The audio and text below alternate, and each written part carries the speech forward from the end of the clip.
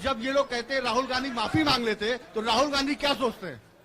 राहुल गांधी सोचता है मेरा नाम सावरकर नहीं है, मेरा नाम गांधी है।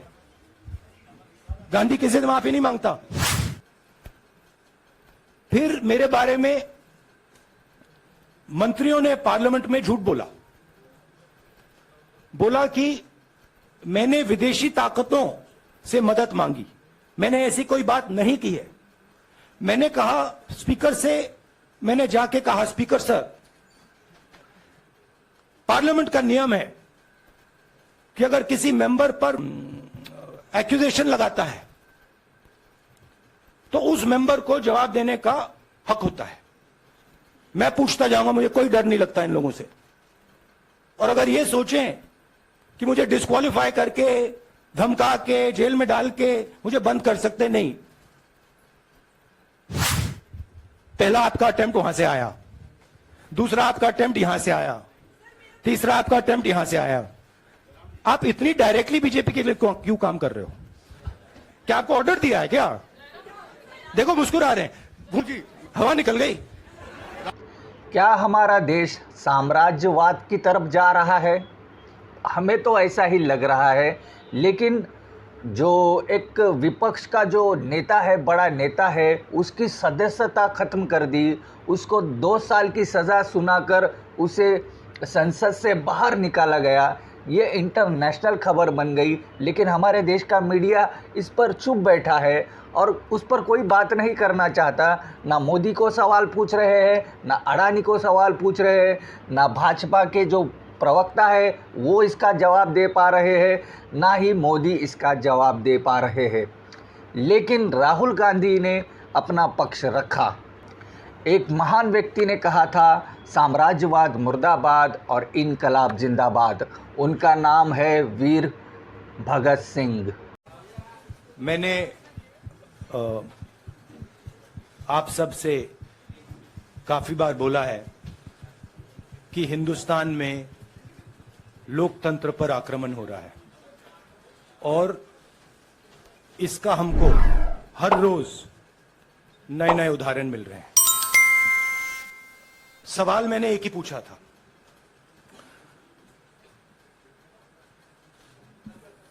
फाउंडेशन पे जाता हूं,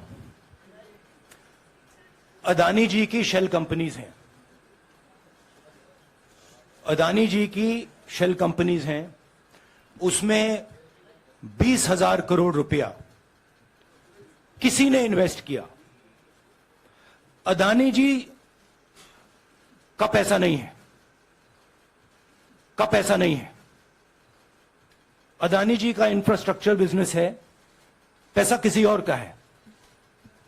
सवाल यह है, ये जो 20,000 करोड़ रुपए हैं, ये किसके हैं? ये सवाल मैंने पूछा। मैंने पार्लियामेंट हाउस में प्रूफ देके, जो मीडिया रिपोर्ट से मैंने निकाला, अदानी जी और नरेंद्र मोदी जी के रिश्ते के बारे में डिटेल में बोला।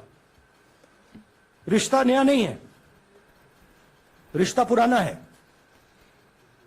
जब नरेंद्र मोदी जी गुजरात के सीएम बने थे तब से रिश्ता है और उसके बहुत सारे पब्लिक प्रूफ्स हैं। हवाई जहाज में मैंने फोटो दिखाई, नरेंद्र मोदी जी बड़े कंफर्ट में बैठे हुए थे अपने दोस्त, अपने मित्र के साथ। पार्लियामेंट में मैंने दिखाई। यह सवाल मैंने पूछा। फिर मेरी स्पीच को एक्सपंज किया गया। मैंने स्पीकर को डिटेल चिट्ठी लिखी, पॉइंट बाय पॉइंट, कि मैंने कहा कि एयरपोर्ट्स अदानी जी को रूल बदल के दिए गए हैं। ये लीजिए रूल की कॉपी, उसको बदला गया है। चिट्ठी लिखी, कोई फर्क नहीं पड़ा। फिर मेरे बारे में मंत्रियों ने पार्लियामेंट में झूठ बोला कि मैंने विदेशी ताकतों से मदद मांगी। मैंने ऐसी कोई बात नहीं की है। मैंने कहा स्पीकर से, मैंने जाके कहा स्पीकर सर, पार्लियामेंट का नियम है कि अगर किसी मेंबर पर कोई एक्यूजेशन लगाता है तो उस मेंबर को जवाब देने का हक होता है। मैंने एक चिट्ठी लिखी, उस चिट्ठी का जवाब नहीं आया। दूसरी चिट्ठी लिखी, उस चिट्ठी का जवाब नहीं आया। फिर मैं स्पीकर के चेंबर में गया, मैंने स्पीकर सर से कहा, स्पीकर सर ये कानून है, ये रूल है, इन्होंने झूठा आरोप लगाया है, मुझे आप बोलने क्यों नहीं दे रहे हैं? स्पीकर सर मुस्कुराते हैं, कहते मैं नहीं कर सकता। और फिर उसके बाद आपने सबने देखा क्या हुआ। सवाल पूछना मैं बंद नहीं करूंगा। नरेंद्र मोदी जी का अदानी के साथ क्या रिश्ता है और 20,000 करोड़ रुपए किसके हैं, मैं पूछता जाऊंगा। मुझे कोई डर नहीं लगता इन लोगों से।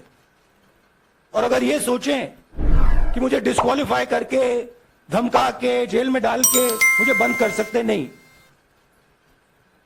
मेरी वो हिस्ट्री नहीं है।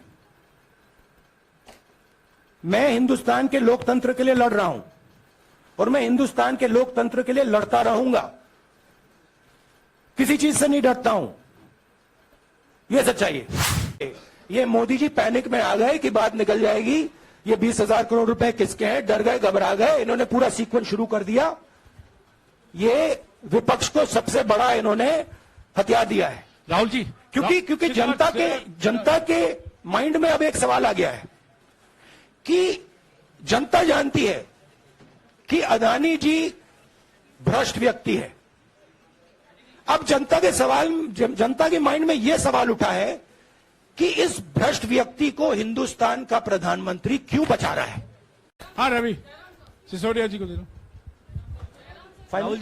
राहुल जी जो जजमेंट आया उसको लेकर बीजेपी ने उसको किया है कि आपने ओबीसी का अपमान किया। पूरे देश में प्रेस कॉन्फ्रेंस करने की तैयारी कर रहे हैं कि आपने ओबीसी का अपमान किया था। भैया देखिए, पहला आपका अटेम्प्ट वहां से आया, दूसरा आपका अटेम्प्ट यहां से आया, तीसरा आपका अटेम्प्ट यहां से आया। आप इतनी डायरेक्टली बीजेपी के लिए क्यों काम कर रहे हो? थोड़ी डिस्कशन से करो यार, थोड़ा घूम घाम के पूछो। क्या आपको ऑर्डर दिया है क्या? देखो मुस्कुरा रहे हैं। घूम घाम, मैं आपको उदाहरण देता हूं, आप थोड़ा घूम घाम के निकाल नुकुल के बोलो। देखो ऐसे बोलो पहले, राहुल जी, हाँ तो please if you want to work for the BJP, then bring a BJP flag symbol here and put it on your chest. Then I'll answer you the same way I answer them. Don't pretend to be a press man. Vikrant, Rahul ji, हवा निकल गई। Rahul ji, BJP के लोग बार बार ये बात कहते हैं कि आपने जब विदेश में जाके भाषण दिया